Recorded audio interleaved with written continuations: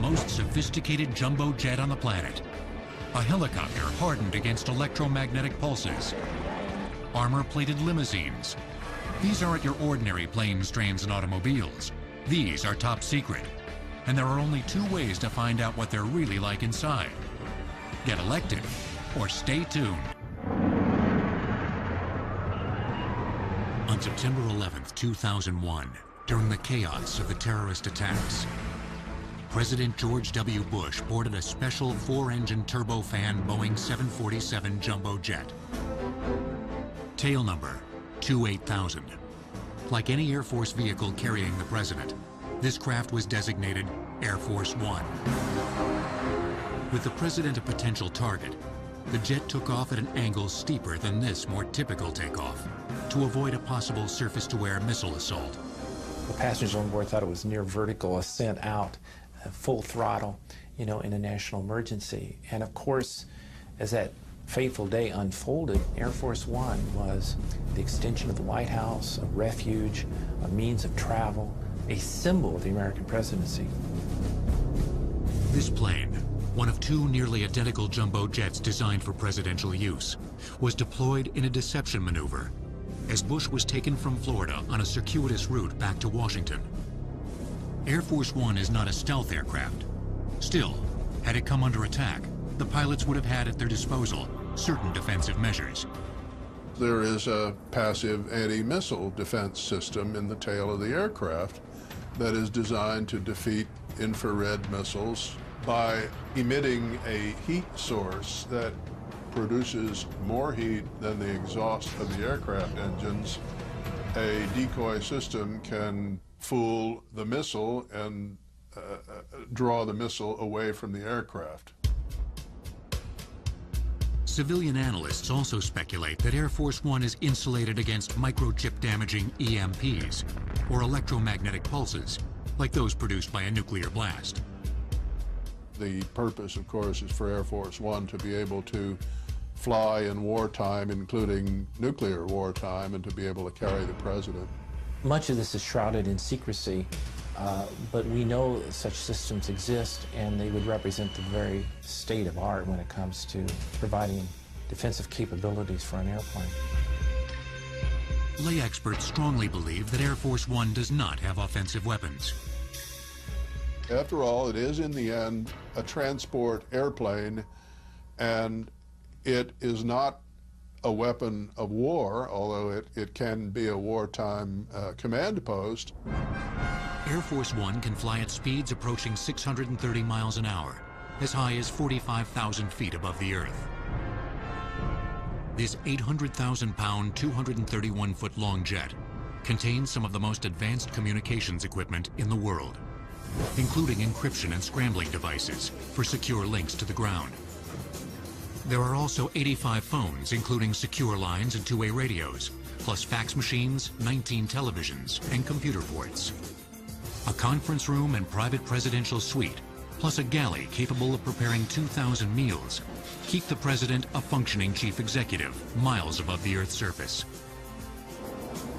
An operating room next to an emergency room can handle medical crises. The plane has become an extension of the White House. It's a flying Oval Office. Without Air Force One, getting the president back to the Capitol quickly and safely on September 11th would have been far more difficult. All presidential movers are designed to keep the president safe, and by extension, our government working. For more than 150 years, trains, autos, airplanes, and helicopters have been transformed into high-tech cocoons. We need to safely transport the most powerful person in the world, but these vehicles have become potent symbols themselves of the office they serve. Nixon landing in China, opening up China. What greater image do we have of that, of the American plane? Here's America, guys, and Reagan leaving the negotiating table, calling Gorbachev's bluff in Iceland and getting in his plane and flying back. We have the world defined by a president who can get on a plane, fly across half the world, stand before a wall built by a dictatorial regime and defy that regime. And therefore, as a free man, I take pride in the words, Ich bin ein Berliner. And they often play their part in our most profound national dramas.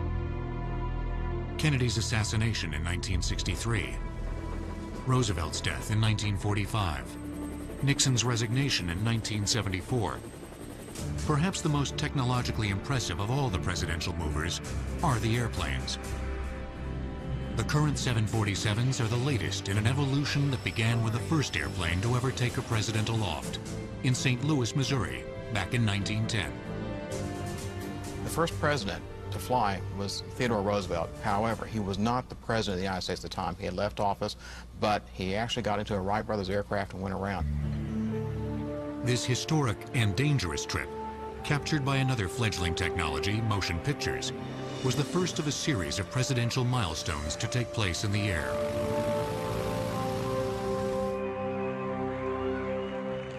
Another Roosevelt was the first presidential candidate to fly during a run for office. Well, in 1932, Franklin Delano Roosevelt flew on a Ford Trimotor from Albany, New York, to Chicago to accept the nomination of the Democratic Party. And this was really an extraordinary event.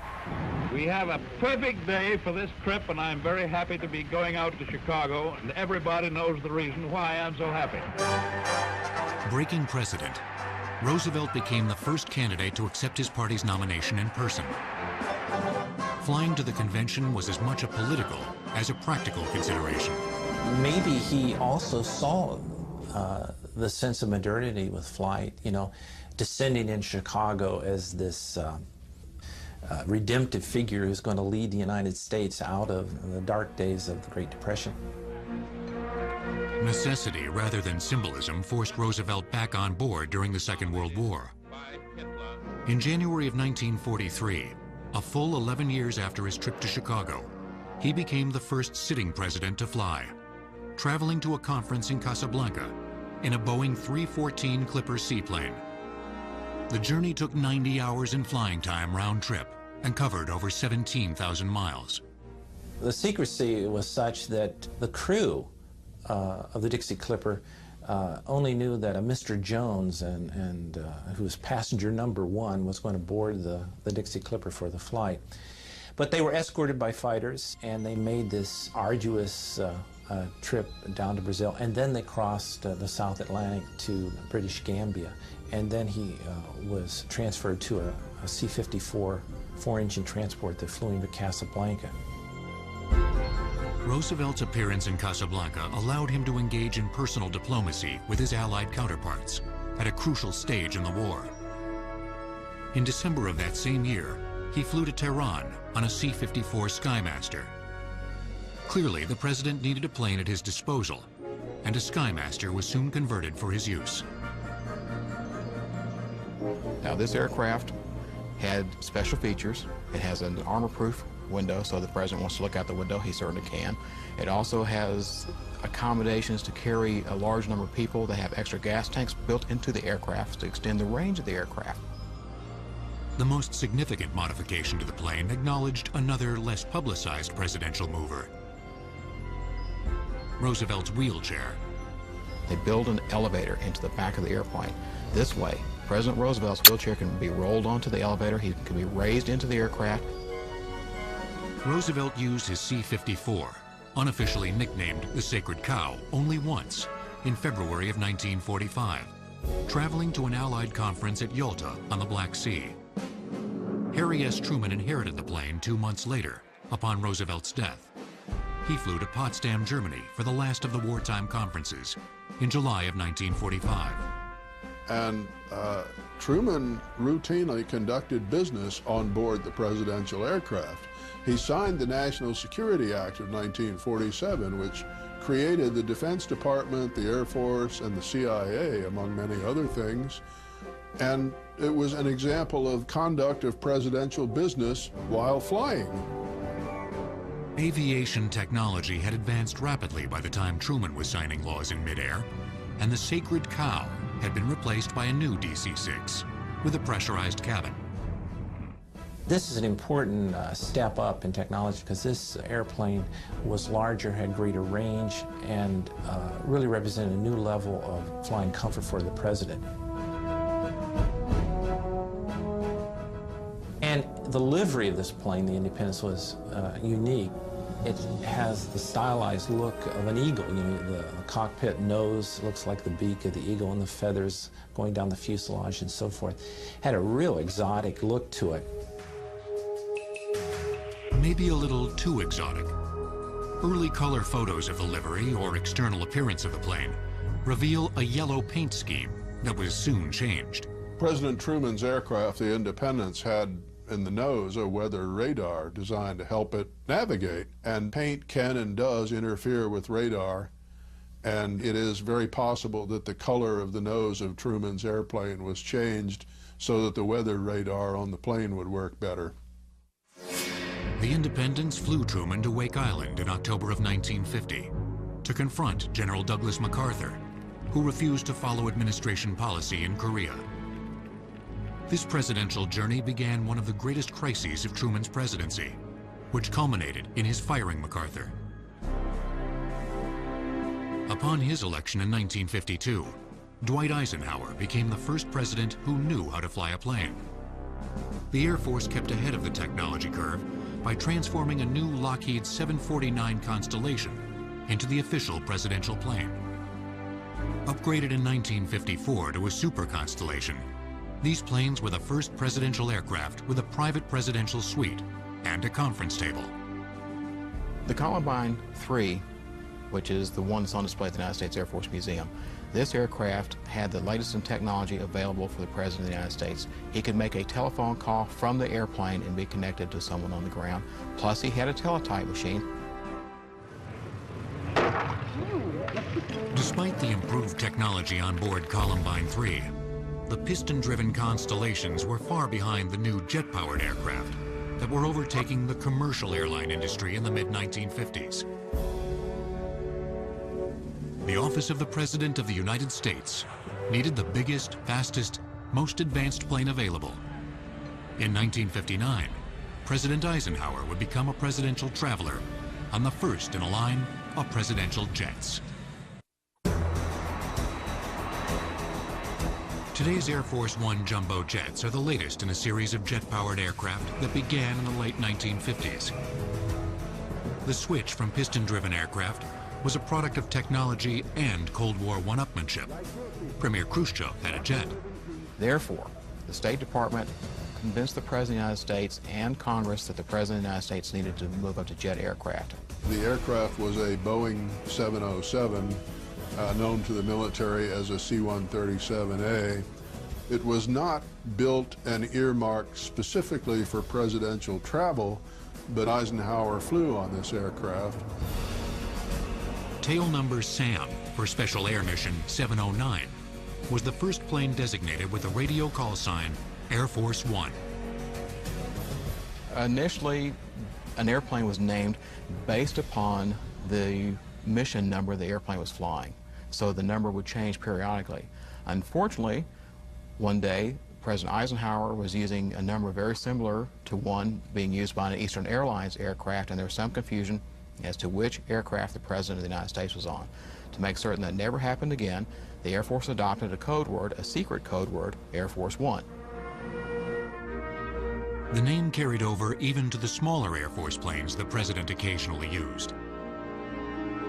But the secret got out, and the term Air Force One caught on. So did 707s.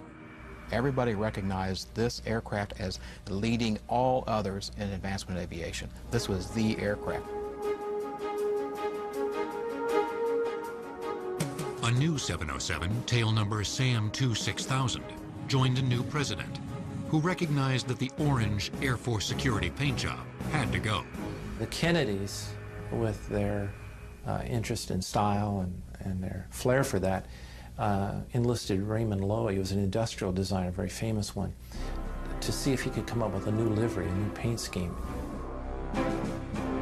The light blue, silver, and white livery, proudly displaying United States of America, with the American flag on the tail and the presidential seal on the door, was iconic. I think it's a paint scheme that just really fits the airplane. I personally think it fit the 707 to a T. The new Air Force One had style and substance over the Eisenhower-era Columbine III, which Kennedy still had access to. The difference between these two aircraft is like night and day. The 707 is much faster, going along at about 550 miles an hour as opposed to 300 miles an hour. It is truly transcontinental. The aircraft cannot be refueled in flight, but it carries enough fuel that it can get across the Atlantic and well into any place it needs to go. SAM-2 6000 had the most up-to-date electronics and communication systems available. It also flew higher and more smoothly than previous planes. Kennedy's original presidential suite gave the chief executive some privacy, with a bedroom in addition to plush, comfortable chairs. In 1963, the plane entered the record books. President Kennedy wasn't on board, but a U.S. delegation flew to Moscow in 1963, and they broke 30 world records, including the fastest time from the United States to the Soviet Union. In June of that year, Kennedy took SAM-2 6000 for his dramatic visit to Berlin. But the jet made a more memorable impression in Dallas on November 22nd. And it will be only a matter of minutes before he arrives at the trademark. Something has happened in the motorcade route. Stand by, please. Members of the crew listened in shock as news of the president's assassination was broadcast. It had been announced that they thought that the president was not going to make it, and which was unbelievable. Within hours, Air Force One was transformed into a beer to carry the president's body back to Washington, D.C. It just hit me that we cannot, put the president's body in the cargo compartment. And then I made the suggestion that says, well, we got to put the casket in the cabin, and there was some discussion and a little disagreement. It won't fit. It won't go. The casket won't go. And I said, yes, it will. After the casket was placed inside the plane, Lyndon Johnson insisted he be sworn in before the plane took off, with Mrs. Kennedy by his side. And that's one of the most searing and memorable photographs in American history of Jacqueline Kennedy standing there with that blood-splattered outfit on. So there's Air Force One, and it's at the epicenter of the American experience at that point. As president, Johnson altered SAM-2 6000 to fit his style, removing partitions to better see what was going on from his suite at the rear of the plane. Johnson also used the plane as leverage, offering an exclusive ride as a political plum. Twice he visited troops in Vietnam. When Richard Nixon took office in 1969, SAM-2 6000 was being renovated. They literally stripped the airplane on the inside from the very nose to the very tail of the aircraft. They took out everything, put new wiring, new electronics, and by doing that, it made it a true working White House. A new Boeing 707, SAM-2 7000, joined the fleet in 1972, and together, the planes helped Nixon conduct foreign policy in Russia and China. But in 1974, Nixon resigned the presidency amidst the Watergate scandal. I shall resign the presidency effective at noon tomorrow. Vice President Ford will be sworn in as president at that hour in this office. He left Washington for the last time as president on August 9th, traveling back home to California. The pilot took note of the fact that Gerald Ford would be sworn in as president around noon, and the plane was over Kansas City traffic control at that very moment, and the pilot called down, and the designator ceased to be Air Force One and became SAM 26000. President Nixon then became Citizen Nixon. My instructions were that at noon, when everything was to pass, and they were going to have a martini together. They did have a martini at the passing of the guard, so to speak. The symbolic power of Air Force One backfired for President Ford when a stumble down the steps in front of the plane with Mrs. Ford became an emblematic image of his presidency. One of the stewards would try to hold the umbrella for her and another steward for the president. But President Ford refused that day. He said, "I'll take the umbrella." And he slipped a little bit. Thought I'd lost my job. Got a few phone calls that evening.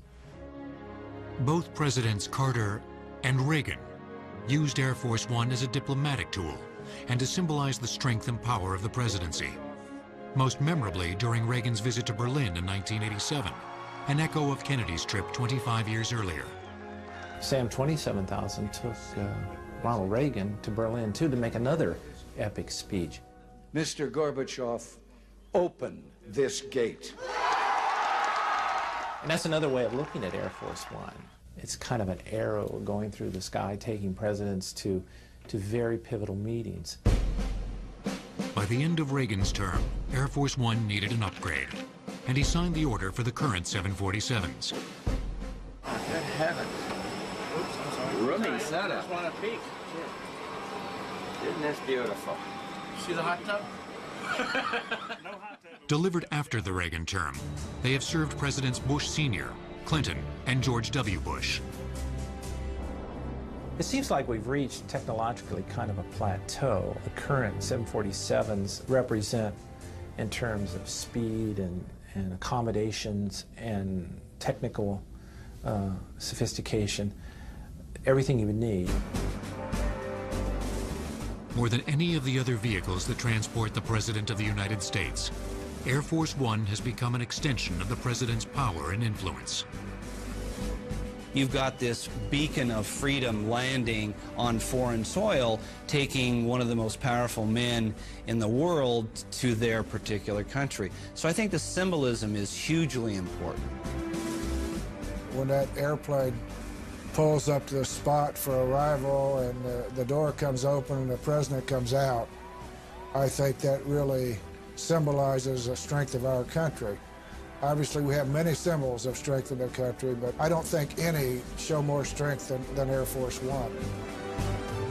Long before Air Force One was sending presidents all over the world in the comfort of a flying office, chief executives got by with less efficient modes of transportation. For the first presidents, the horse and carriage represented the pinnacle of speed and comfort.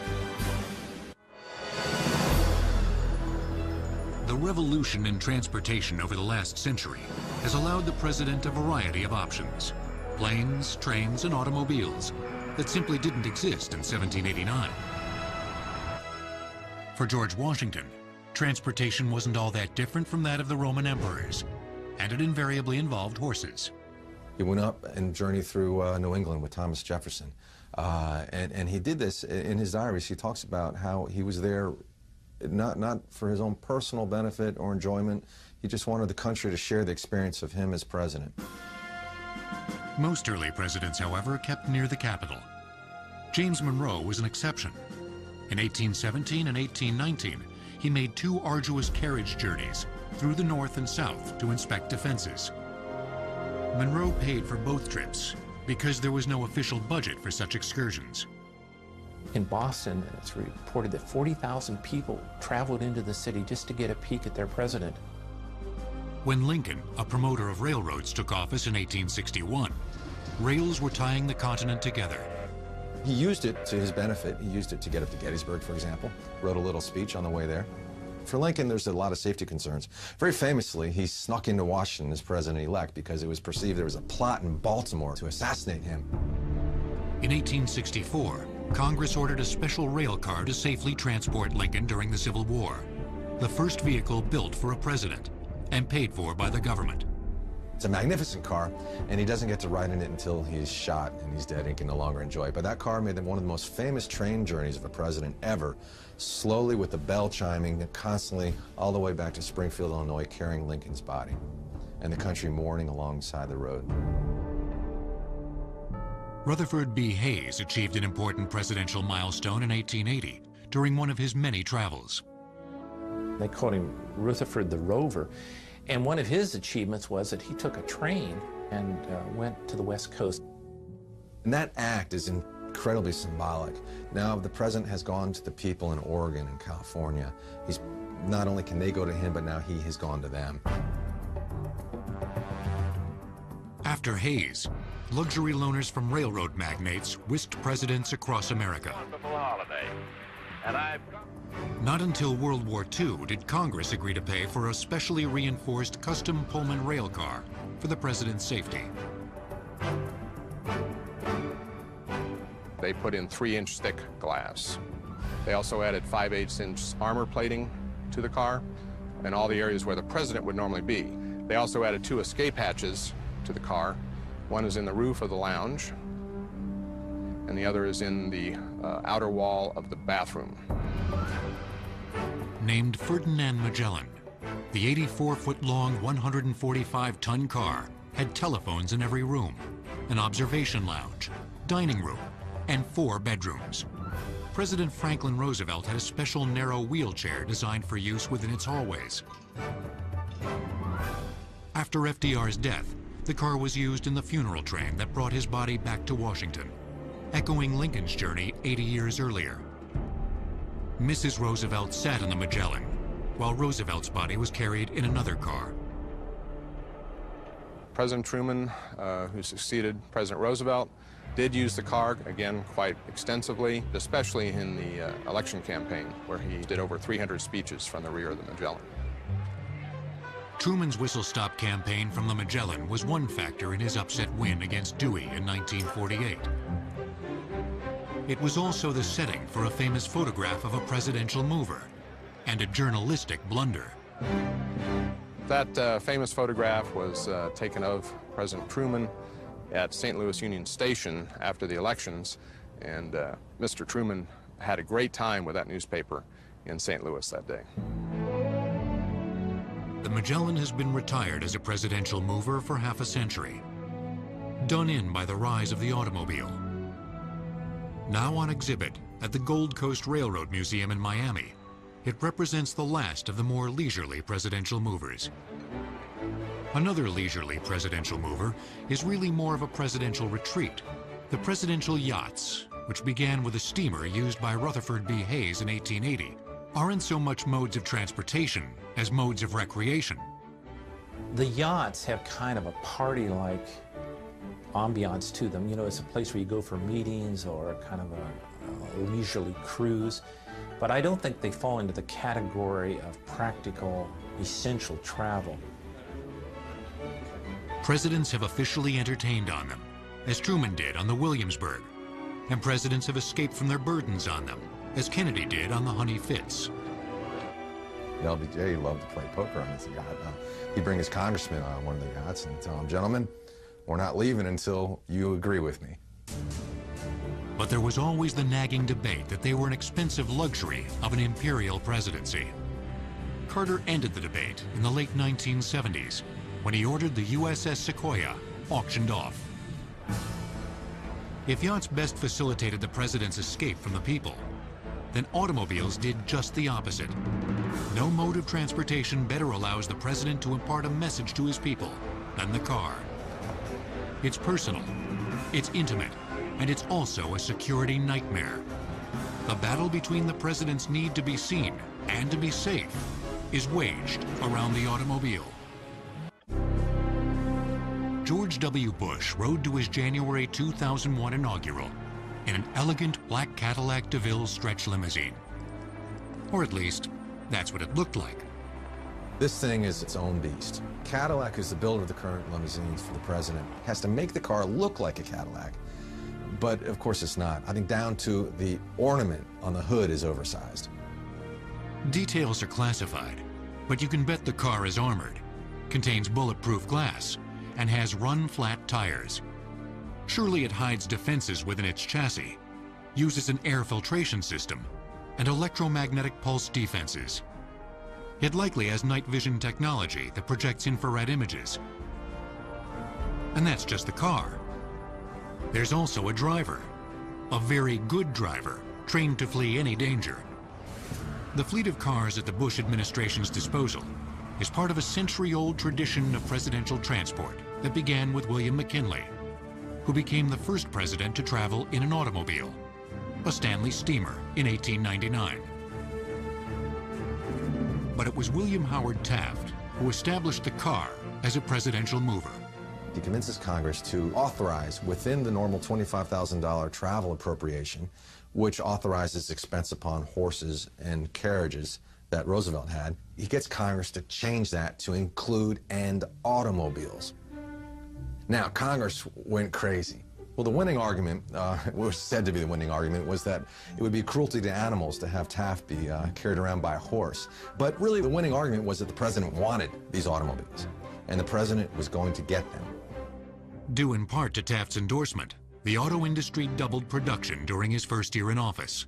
He literally put the presidential seal on the auto, displaying it on his favorite car, a 1909 White Company Model M 7-passenger, 40-horsepower steamer. One of the most technologically advanced automobiles of the day. The White Company bragged that the car that the president has is the same as any car he can get from us. So the president's taking a car right off the shelf, basically. Under Taft, the White House stables were converted into a garage. In 1921, Warren G. Harding became the first president to motor to his inauguration. But it was FDR who in the 1930s received the first armored vehicle, a limousine. Among the fleet of limousines specially built for chief executives since 1942, 4 stand out. The first is FDR's Lincoln K. Initially, it had no armor or bulletproof glass.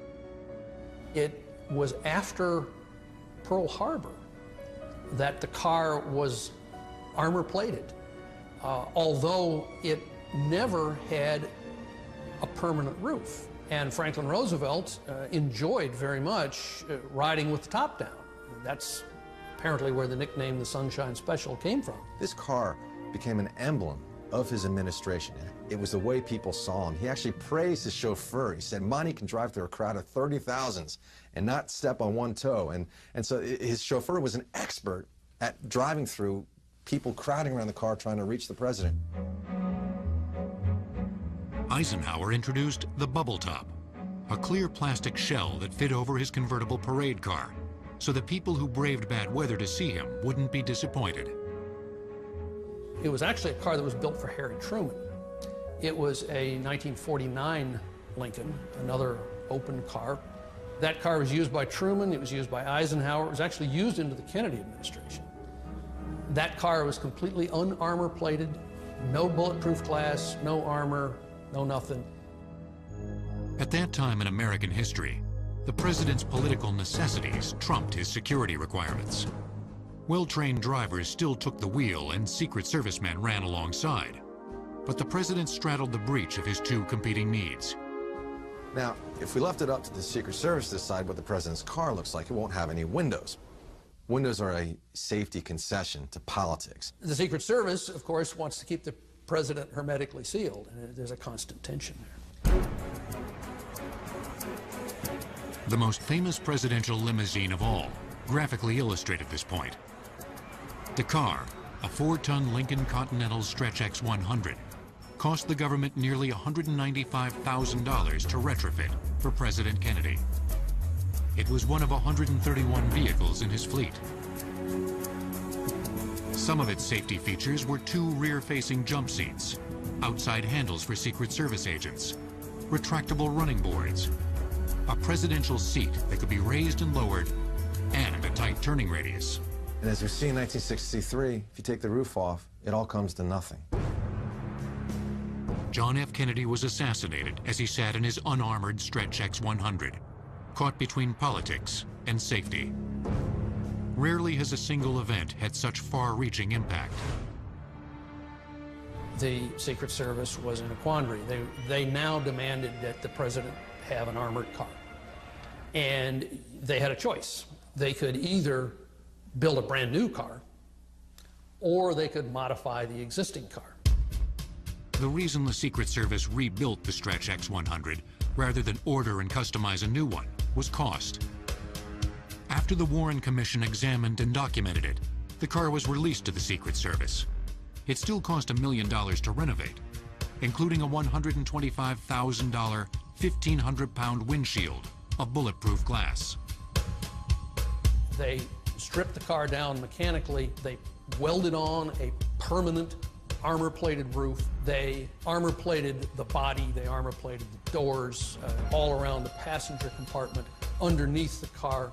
They had an early version of run-flat tires. It has communications systems and radios and such inside so that you can communicate with the Secret Service and the helicopters up above. So it was a thoroughgoing rebuild of the car. It continued to serve Presidents Johnson, Nixon, Ford, and Carter. President Nixon even cut a hole in the roof so he could stand up and wave to crowds, thoroughly compromising all of the reinforcements added after the Kennedy assassination. The last of the 4 famous historical presidential limousines was built for Gerald Ford in 1972. Weighing in at 13,000 pounds, it could resist a grenade thrown beneath it. It's come to be called the Reagan car because it was the car that Ronald Reagan was getting into when he was shot. And it shows the limits of the protection afforded by a car. This car is thoroughly armor-plated. Yet Reagan wasn't inside the car yet. The bullet bounced off the limousine. So good as the armor, just bounced right off and landed in the president's chest, nearly killing him. The Reagan car joins the Sunshine Special, the Bubble Top, and the Kennedy Limo on display at the Ford Museum in Dearborn, Michigan. But the president isn't limited to autos for short trips. There's also Marine One, the most technologically sophisticated helicopter in the world. The current Marine One helicopter is the most agile of all the presidential movers, able to lift off from an airport tarmac and place the president back home on the lawn of the White House. President Eisenhower ushered in presidential helicopter travel on July 12, 1957, in an attempt to simplify short trips to places like Camp David without involving the fleet of presidential limousines. The first presidential helicopter was a Bell H-13. That's the military version of the bubble-topped helicopter you see on the intro to MASH. There was very little space on the inside, and the Secret Service felt that it really wasn't safe for the president. Eisenhower's 2-man H-13 was quickly replaced by a more spacious Sikorsky H-34C, which could accommodate half a dozen passengers. Perfect for traveling the 70 miles to Camp David.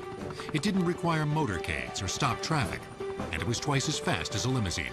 Eisenhower saw the practicality of helicopters for short shuttle flights, and he liked the way you could get in and out of a place.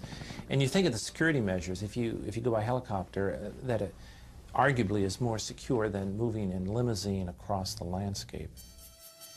But some presidential guests were leery. Soviet Premier Khrushchev refused Eisenhower's invitation for a ride during his United States visit in 1959.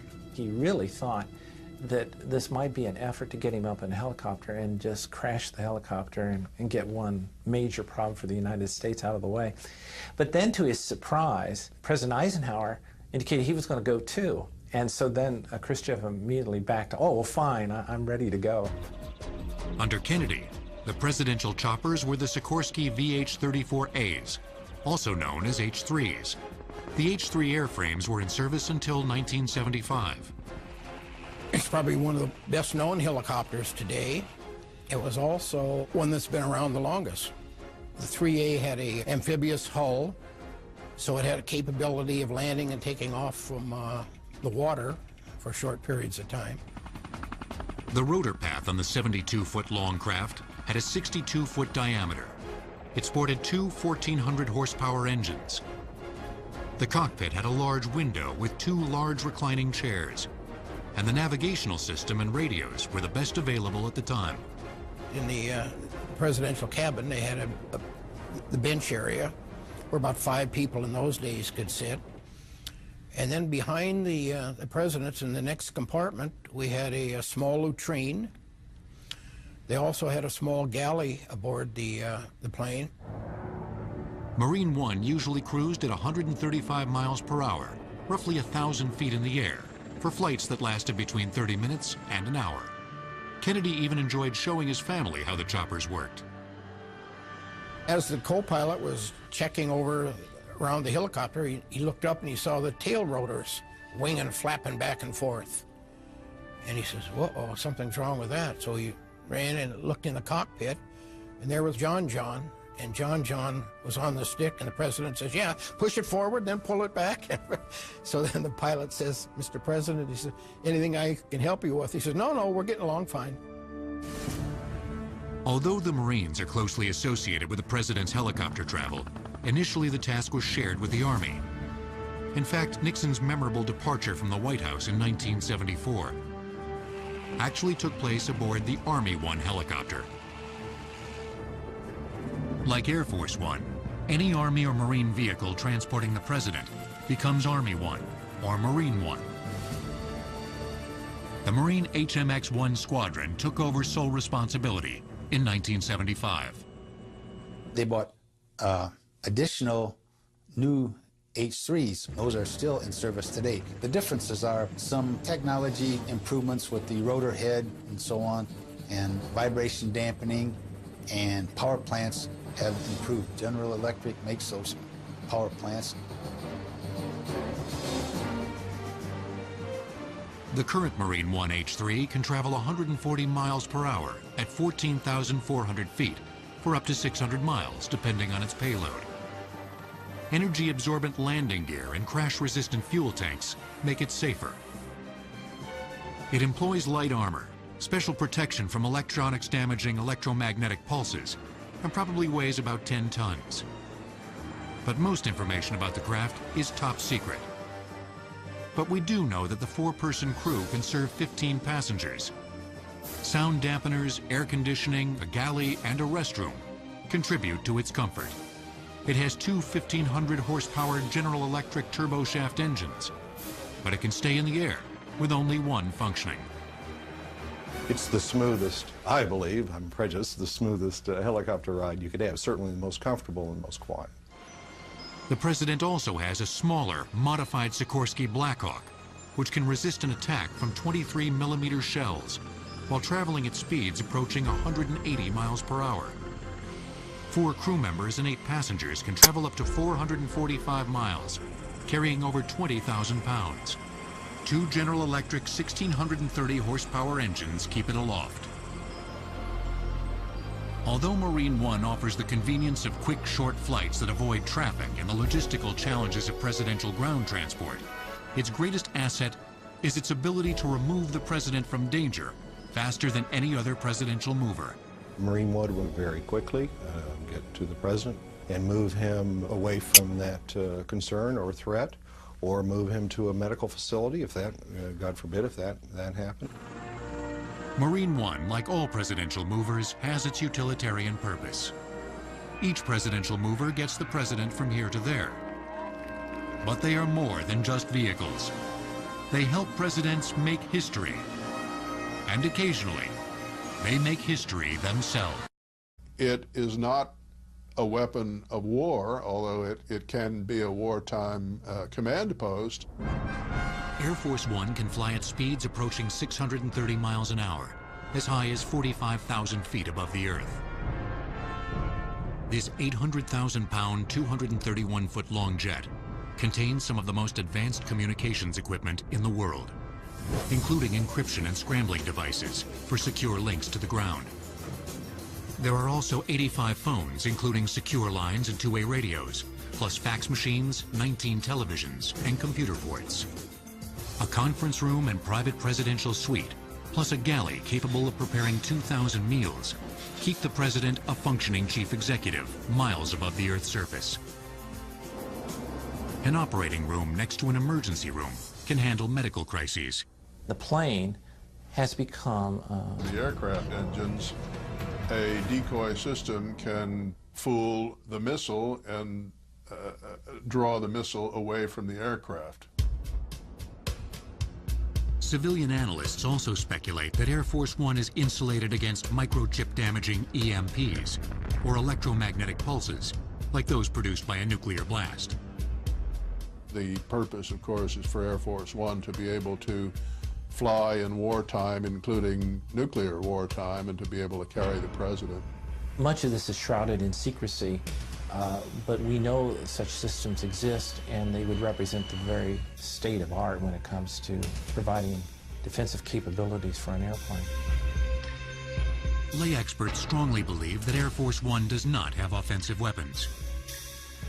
After all, it is in the end a transport airplane, and the most sophisticated jumbo jet on the planet. A helicopter hardened against electromagnetic pulses. Armor-plated limousines. These aren't your ordinary planes, trains, and automobiles. These are top secret. And there are only two ways to find out what they're really like inside. Get elected or stay tuned. On September 11th, 2001, during the chaos of the terrorist attacks, President George W. Bush boarded a special 4-engine turbofan Boeing 747 jumbo jet. Tail number 28000. Like any Air Force vehicle carrying the president, this craft was designated Air Force One. With the president a potential target, the jet took off at an angle steeper than this more typical takeoff to avoid a possible surface-to-air missile assault. The passengers on board thought it was near vertical ascent out, full throttle, in a national emergency. And of course, as that fateful day unfolded, Air Force One was the extension of the White House, a refuge, a means of travel, a symbol of the American presidency. This plane, one of two nearly identical jumbo jets designed for presidential use, was deployed in a deception maneuver as Bush was taken from Florida on a circuitous route back to Washington. Air Force One is not a stealth aircraft. Still, had it come under attack, the pilots would have had at their disposal certain defensive measures. there is a passive anti-missile defense system in the tail of the aircraft that is designed to defeat infrared missiles by emitting a heat source that produces more heat than the exhaust. An extension of the White House is a flying Oval Office. Without Air Force One, getting the president back to the Capitol quickly and safely on September 11th would have been far more difficult. All presidential movers are designed to keep the president safe, and by extension, our government working. For more than 150 years, trains, autos, airplanes, and helicopters have been transformed into high-tech cocoons. We need to safely transport the most powerful person in the world, but these vehicles have become potent symbols themselves of the office they serve. Nixon landing in China, opening up China. What greater image do we have of that, of the American plane? You know, here's America, guys. You know, and Reagan leaving the negotiating table, calling Gorbachev's bluff and